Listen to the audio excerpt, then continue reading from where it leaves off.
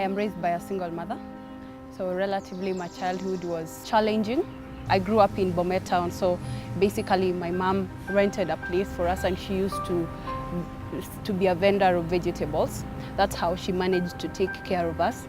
I went to Bomet Primary from class 1 to 6. Then I went to Chelsea Chelsea Academy from class 6 to 8.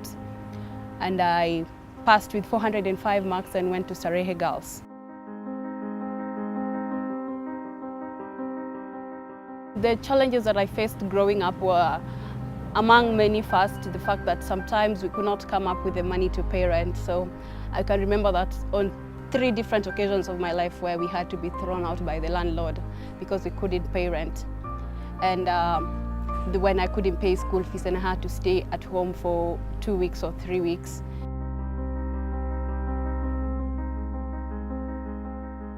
My life in high school was so much better because first, the good thing with Ngerech Girls is that they pay for your school fees, so you don't go through the strenuous of having to raise that that amount of money to use as school fees. So that was one problem that had been solved, and I am very grateful to the founder, George Griffiths, for listening to his calling and founding Ngerech schools.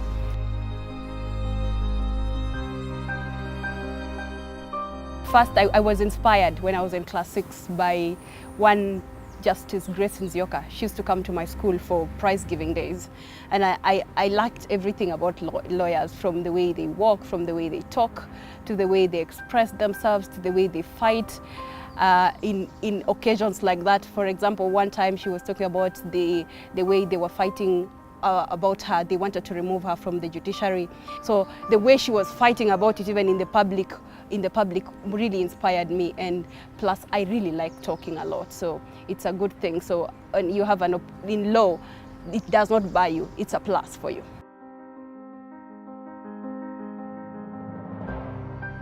I heard about KCDF when I was in high school, Ngerech Girls Center, through Linda Lockhart. At the time, she was mentoring when I was in Form 1. That's when I heard about KCDF. So she would occasionally come to school with mentors and set up global give back commitments, and she would teach us about issues like, if we don't need to be out there, we can also give back even in school. So that's how I learned about KCDF.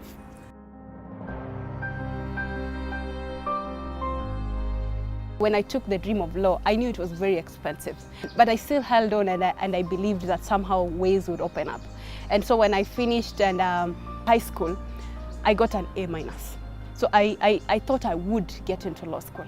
But when the results came, it turned out that I didn't manage to get into law school. I missed by a point.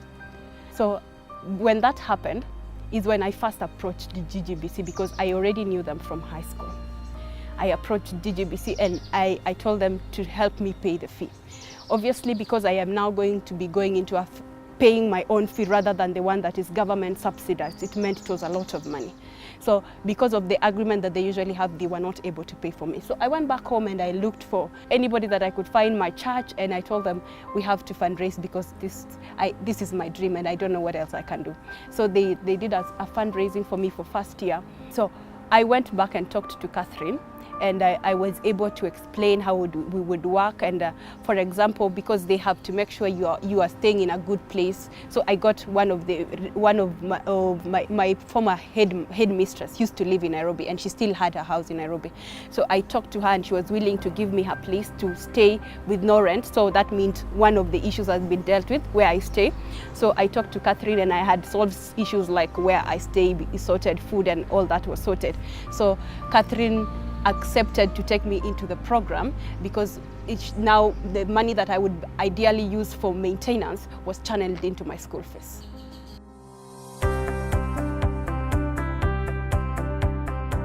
It has been an amazing journey because I have learned so many things, especially through the programs. The ones I love most is financial literacy, because through financial literacy, I was able to save money and write a book and get the book published and get the book into the market. So the book is called Destined for Greatness.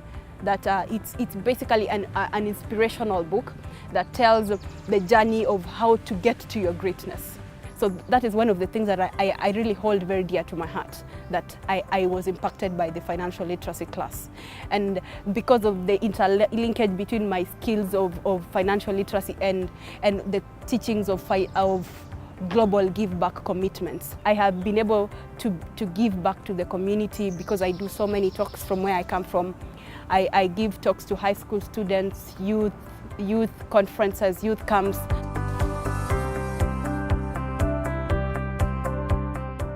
The essence of my give back commitment is to be able to transform lives using education. So what I use mostly is the challenges that I've been able to go through and to be able to show them that it can be done. If you kept insisting on education and making sure you excelled in this, it would put you in a better place than where you started from. So education develops the muscle. That's the essence of my commitment.